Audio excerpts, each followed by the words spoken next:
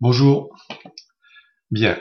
Travailler sur un plan professionnel avec SketchUp, c'est très pratique, mais c'est aussi très plaisant. Ce qui est très plaisant aussi, ce sont les différents effets graphiques que l'on peut récupérer, notamment, vous voyez, des personnages 2D qui permettent d'agrémenter les scènes, qui pourraient être autrement très austères. Mais avec SketchUp, on peut dépasser ce stade du technique austère. Heureusement.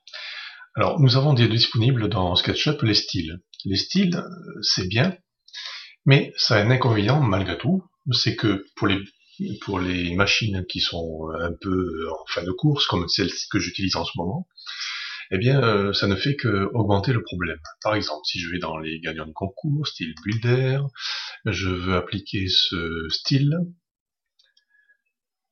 vous apercevez que la bécane commence à ramer. Voilà. Et après, elle devient de moins en moins réactive. Là, j'ai du mal, vous voyez, à déplacer ma scène. Bien. Alors, ce n'est pas le propre des scènes, des styles qui sont disponibles dans SketchUp.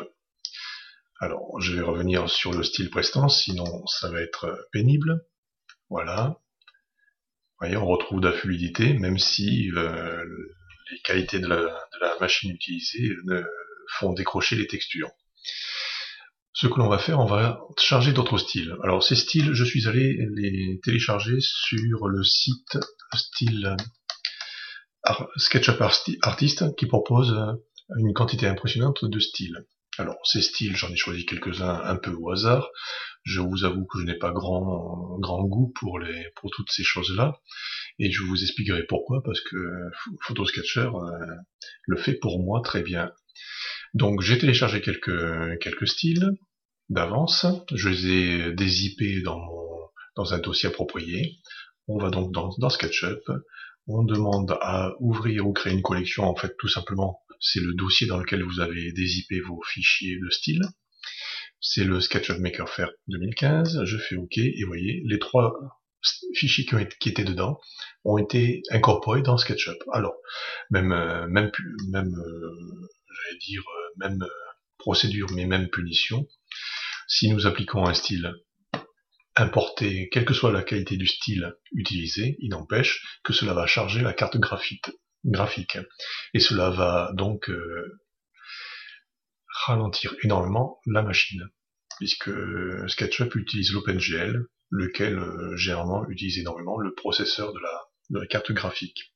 De plus, ces styles ne sont pas forcément appropriés, dans le sens que, vous voyez, mes personnages ont disparu. On les voit ici, mais les textures sont passées à la trappe.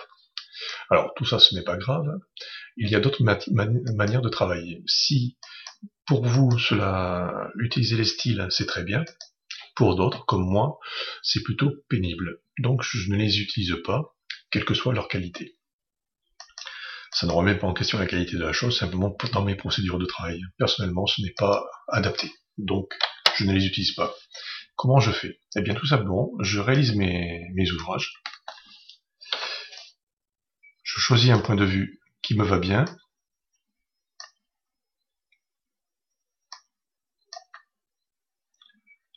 Je mets les ombres. Alors là aussi, à faire au dernier moment, parce que ça va charger encore une fois la carte graphique, ça va l'obliger à calculer, à faire des calculs.